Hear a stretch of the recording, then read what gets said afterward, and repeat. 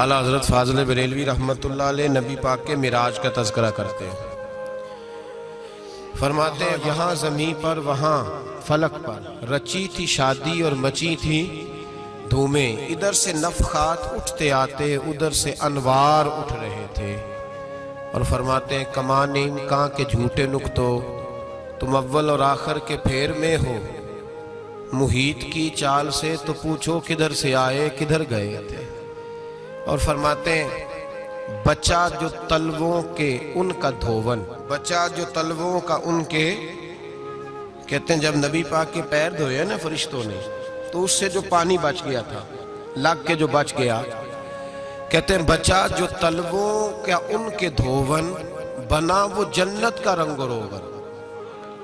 بچہ جو تلووں کے ان کا، دیکھیں یہ تخیل صرف فاضل بریلوی کا ہے، یہ کسی اور کی سوچ ہے، یہ تخیل صرف اعلیٰ حضرت فاضل بریلوی کا ہے۔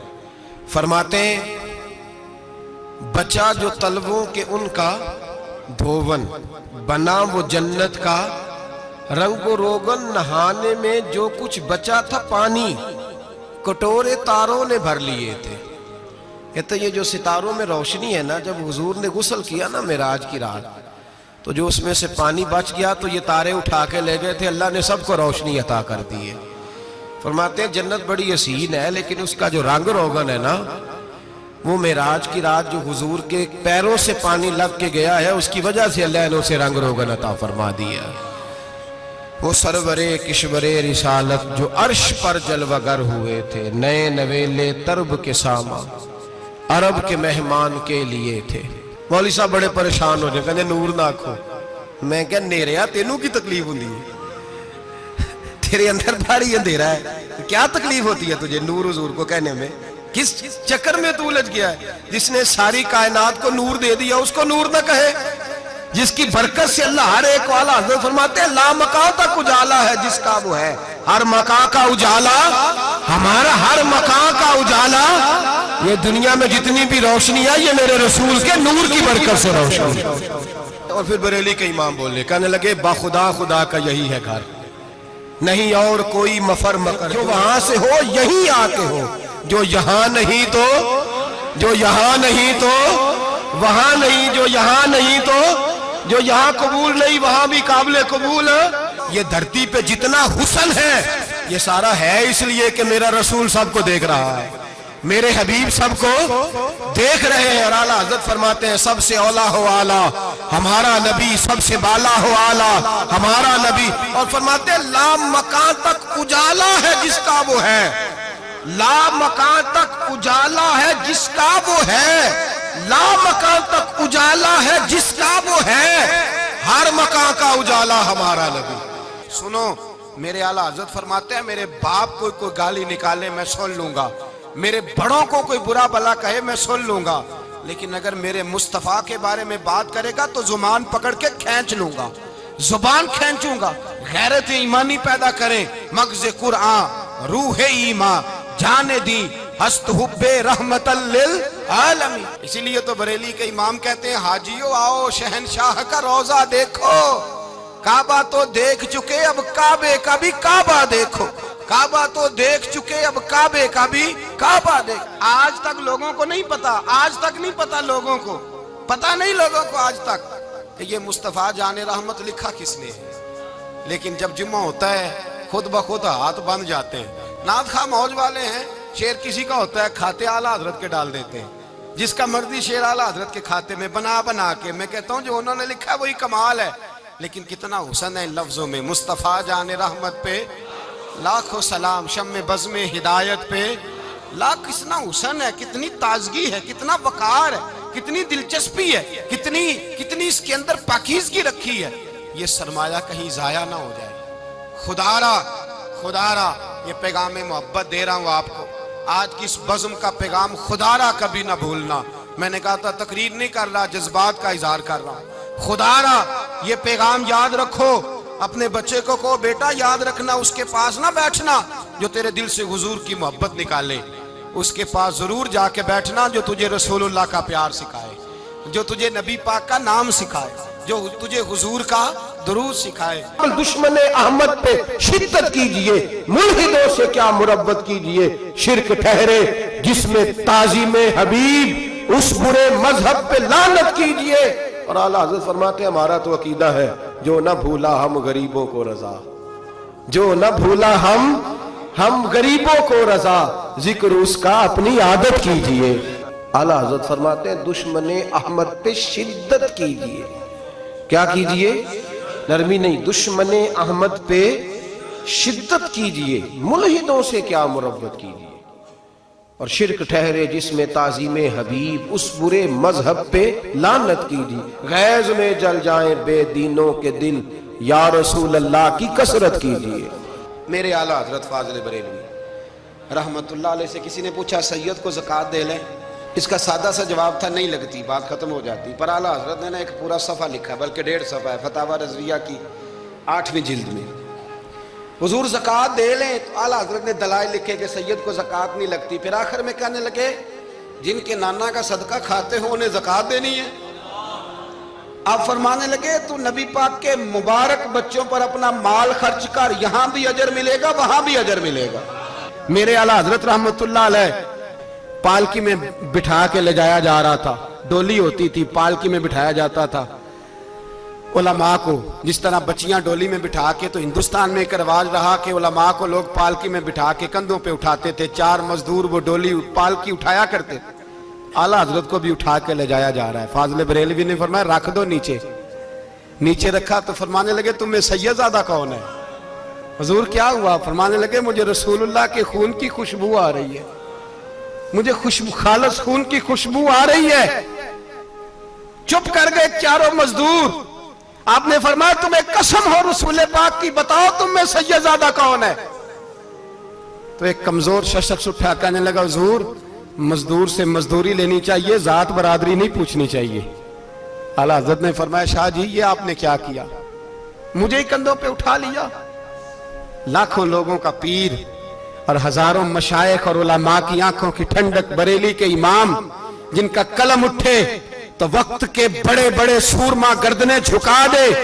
आला हज़रत रहमतुल्लाह ताला अलैह पहले तो अपनी पगड़ी उठा के पैरों में बिछाई, कहने लगे तेरे नाने के नाम पे खाया है, तेरे ही कंधों पे चढ़ गया हूं, वास्ता मुस्तफा का मुझे माफ करो। तो शहजादे ने पगड़ी उठाई, कहा हज़रत ऐसे तो ना कीजिए। फरमाया नहीं अभी मेरा दिल राजी नहीं हुआ। फिर उस शहजादे को आला हज़रत रहमतुल्लाह अलैह ने पालकी में बिठाया।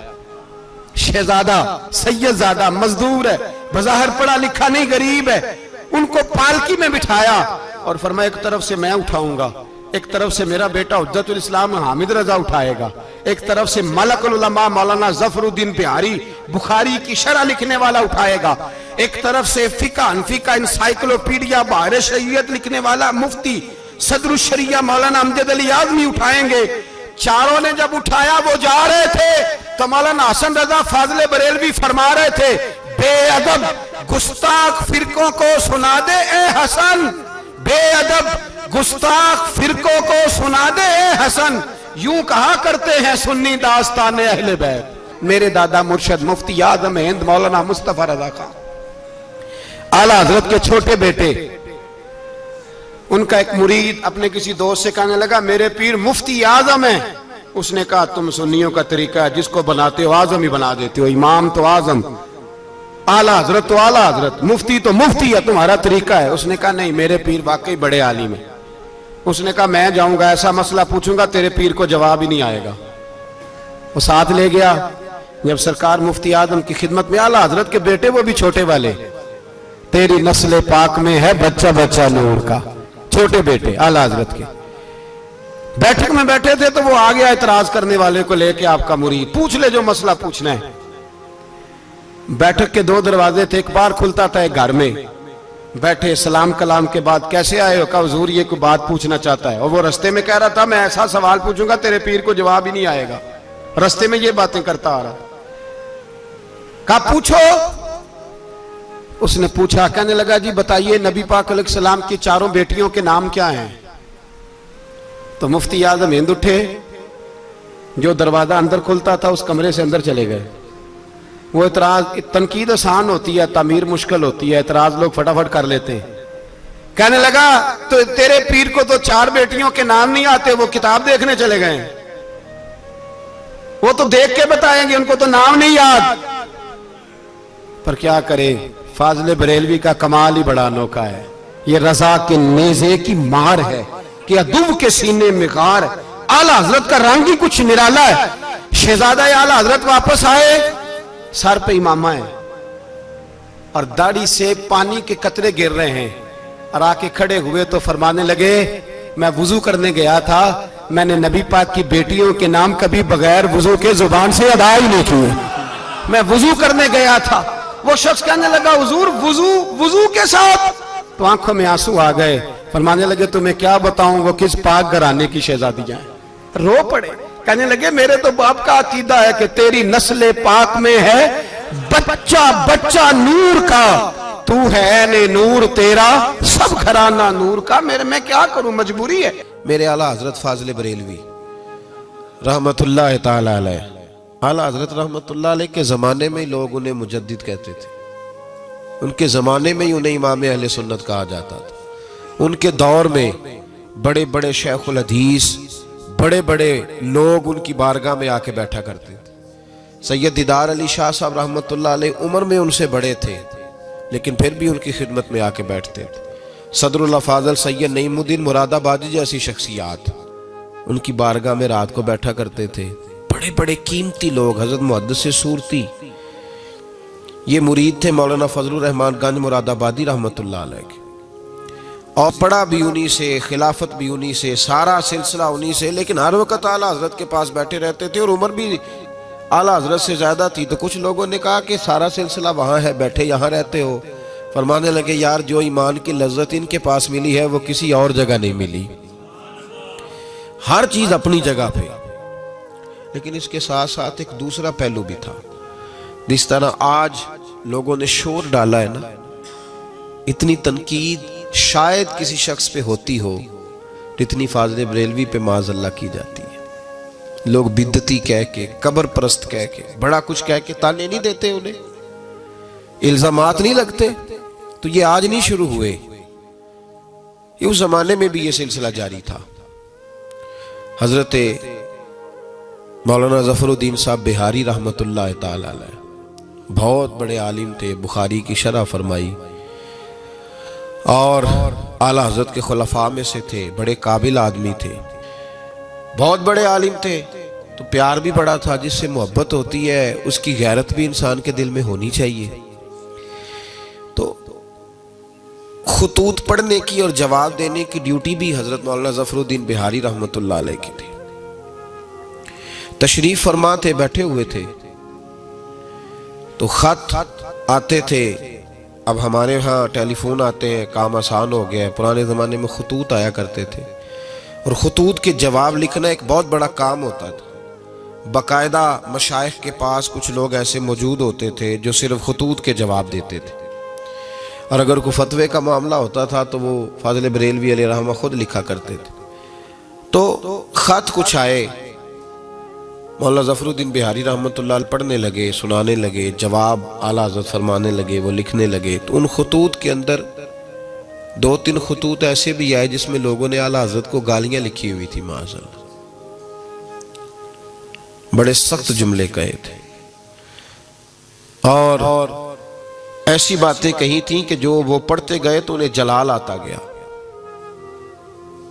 بڑے مریدین اعلیٰ حضرت کے، حاجی لال خان جیسے بڑے رئیس اعظم لوگ تشریف فرما تھے، جب یہ خطوط پڑھے گئے جلال آیا سب مریدین کو، اور جوش میں مولانا ظفر الدین بہاری کہنے لگے میں ان پر مقدمہ کروں گا، میں کچہری جاؤں گا، عدالت جاؤں گا، میں مقدمہ کروں گا، انہیں سزائیں دلواؤں گا۔ اعلیٰ حضرت رحمت اللہ علیہ مسکرا کے ان کا چہرہ دیکھنے لگے، فرمانے لگے اس طرح کر، ان کو بند کر، اور یہ میرے سے چابی لے، فلاں الماری کھول، اس کے فلاں دراز میں کچھ خط پڑے ہیں وہ بھی نکال کے لا۔ آپ کہتے میں گیا، وہ خطوط میں نکال کر کے لایا، اور لا کر میں پڑھا، ان کو کھولا تو کسی نے اعلیٰ حضرت کو امام اہل سنت لکھا ہوا تھا، کسی نے لکھا تھا مجدد ہے آپ، کسی نے لکھا تھا کہ ہندوستان کے حسان بن ثابت بھی آپ ہی ہیں، رضی اللہ، کسی نے کوئی لقب دیا، کسی نے کوئی۔ اعلیٰ حضرت فرمانے لگے ظفر الدین اس طرح کر یار، انہوں نے میری تعریفیں کی ہیں، پہلے انہیں جائیدادیں بانٹنا، تو پھر تنقید کرنے والے پہ مقدمہ بھی کر لینا، انہیں پہلے جائیدادیں بانٹنا، ان کے لیے انعام کا اعلان کر۔ اور پھر بڑا خوبصورت اور قیمتی جملہ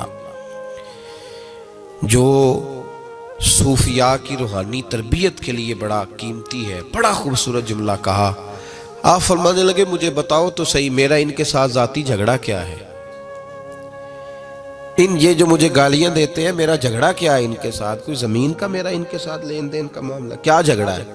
جھگڑا یہ ہے کہ یہ کہتے ہیں جیسا علم نبی پاک کو ہے ویسا جانوروں پاگلوں سب کو ہے، تو میں انہیں کہتا ہوں تم کفر بکتے ہو۔ یہ کہتے ہیں لاٹھی تو فائدہ دیتی ہے، محمد اور علی تو اتنا فائدہ بھی نہیں دیتے، تو میں انہیں کہتا ہوں تم کفر بکتے ہو۔ یہ کہتے ہیں اللہ جھوٹ بول سکتا ہے معاذ اللہ، تو میں کہتا ہوں تم کفر بکتے ہو۔ یہ کہتے ہیں حضور کے بعد بھی کوئی نبی آئے تو ختم نبوت میں فرق نہیں پڑتا، تو میں کہتا ہوں تم کفر بکتے ہو۔ یہ کہتے ہیں گدھے بیل کا خیال آئے تو نماز نہیں ٹوٹتی، نبی پاک کا آ جائے تو ٹوٹ جاتی ہے۔ تو فرمایا میں انہیں کہتا ہوں میرا ان کے ساتھ جھگڑا کیا ہے؟ یہ بس جھگڑا ہے۔ فرمایا چل ظفر الدین انہیں مجھے گالیاں نکالنے دے، جب تک مجھے گالیاں لکھتے رہیں گے میرے نبی کی توہین میں تو کوئی جملہ نہیں نہ لکھیں گے، لکھنے دے مجھے گالیاں۔ جے کر یار دے نام دا ملے میڑا، چولی پا لئیے پنجے سٹیے نا، تو یہ کر یار دے نام دی ملے سولی، چوٹا چوٹ لئیے پیشاں ہٹی۔ فاضل بریلوی ایک پختہ یقین والی شخصیت تھے، پختہ یقین والی۔ بریلی شریف کے دائیں بائیں طاعون کا مرض پھیل گیا تو اعلیٰ حضرت فرماتے ہیں میرے منہ میں بھی کچھ گلٹیاں نکل آئیں، تو بعض لوگوں نے کہا شاید آپ کو بھی طاعون ہو گیا ہے۔ اعلیٰ حضرت رحمۃ اللہ علیہ فرماتے ہیں جو سب سے بہترین طبیب تھا وہ لایا گیا، اس نے میرا منہ دیکھ کے گلٹیاں دیکھ کے کہا خو آپ کو تو طاعون کا مرض ہو گیا ہے۔ تو اعلیٰ حضرت فرمانے لگے مجھے ساری بیماریاں لگ سکتی ہیں، یہ نہیں لگ سکتی۔ اس نے کہا حکیم میں ہوں کہ آپ ہیں؟ فرمایا نہیں آپ ہی ہیں، پر یہ بیماری مجھے نہیں لگ سکتی، یہ مجھے ہو نہیں سکتی۔ اس نے اصرار کیا تو اعلیٰ حضرت رحمۃ اللہ تعالی علیہ اس کو کہنے لگے میاں تو جو مرضی کر لیکن مجھے طاعون کا مرض نہیں ہو سکتا، یہ بات طے ہے۔ وہ ناراض ہو کے چلا گیا۔ اب طاعون کی جو گلٹیاں ہوتی تھی نا وہ بڑے بڑے مہینوں نہیں جاتی تھی، تکلیف رہتی تھی۔ اعلیٰ حضرت کہتے ہیں میں نے اسی رات نا تھوڑی سی کالی مرچوں کا سفوف بنایا اور مسواک میں رکھ کے جب منہ کے اندر چھڑکا تو تھوڑا سا خون نکلا اور میرا منہ بالکل ٹھیک ہو گیا۔ سویرے میں نے کہا بلاؤ نا اپنے حکیم کو جو کہتا تھا طاعون ہو گیا ہے۔ تو لوگ کہنے لگے حضور آپ کو ویسے کیسے پتا تھا طاعون نہیں ہے؟